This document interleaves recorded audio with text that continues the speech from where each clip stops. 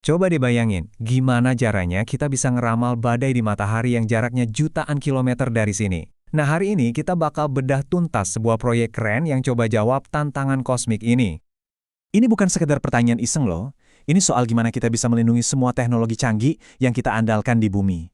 Dan jawabannya mungkin bakal bikin Anda kaget.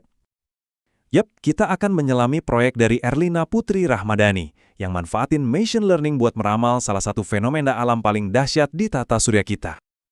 Oke, kita mulai ya. Pertama-tama, kenapa sih kita harus peduli sama yang namanya suara matahari? Emangnya sepenting itu? Gini, suara matahari yang paling kuat itu bisa loh bikin listrik di satu negara padam atau bikin satelit komunikasi kita mati total. Bener-bener bisa melumpuhkan infrastruktur modern. Nah makanya, bisa memprediksi kapan suara ini bakal datang, itu jadi sangat-sangat krusial. Nah, disinilah bagian yang paling serunya.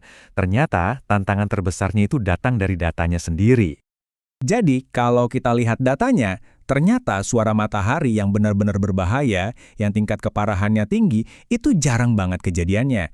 Ini yang bikin AI jadi susah banget buat belajar ngenalin polanya. Ibaratnya nih, kita nyuruh AI nyari satu kerang yang super langka di pantai yang isinya ribuan kerang biasa. Pasti susah banget kan? Nah, inilah masalah klasik di dunia data science. Masalah ini punya nama keren, class imbalance atau ketidakseimbangan kelas. Anggap aja ini musuh utamanya dalam cerita kita. Inilah masalah yang harus bisa ditaklukkan sama model AI kita biar benar-benar berguna. Terus, gimana caranya kita ngalahin si musuh ini? Semuanya dimulai dari persiapan data yang super teliti. Prosesnya ada 4 langkah utama. Pertama, datanya dibersihin dulu, buang yang error atau double. Kedua, kita bikin target yang jelas. Ketiga, semua data diubah jadi angka biar AI bisa baca. Dan yang paling penting, langkah keempat, menyeimbangkan data. Di sini, ada teknik canggih namanya SMOTE yang dipakai buat bikin cloningan data suara matahari langka. Jadi, AI kita seolah-olah dapat simulasi buat latihan menghadapi kejadian langka itu. Oke, datanya udah siap tempur. Sekarang, mari kita kenalan sama 3 jagoan yang bakal kita adu dalam tantangan prediksi ini. Kita punya 3 kontestan dengan gaya yang beda banget. Pertama, ada regresi logistik. Anggap aja dia ini si senior yang andal, sederhana, dan to the point. Kedua, ada random forest.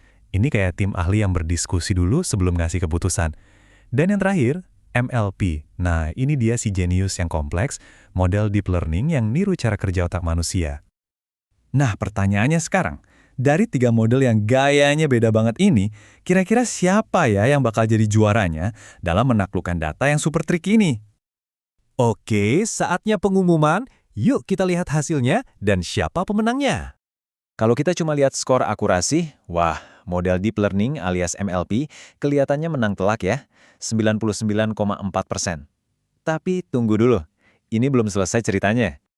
Gini loh, akurasi tinggi itu bisa jadi jebakan. Sebuah model bisa aja dapat skor 99% cuma karena nebak nggak ada suara terus-terusan. Kan mayoritas emang nggak ada suara kuat.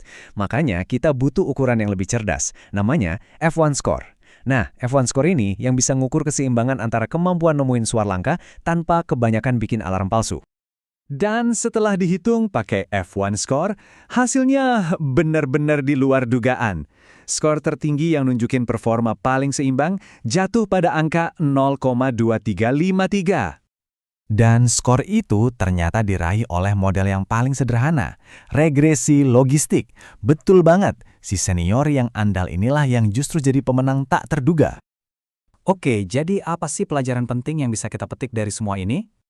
Pelajaran utamanya adalah model yang paling canggih itu belum tentu yang terbaik.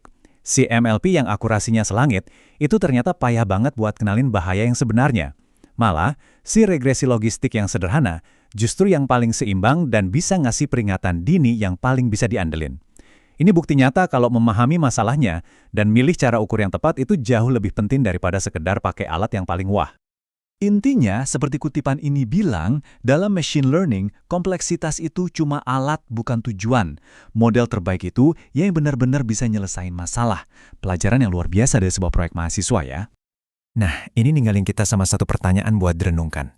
Kapan sih kondisi cukup baik itu justru jauh lebih berharga daripada ngejar kesempurnaan? Ini berlaku nggak cuma di dunia AI, tapi mungkin di semua hal yang kita kerjakan.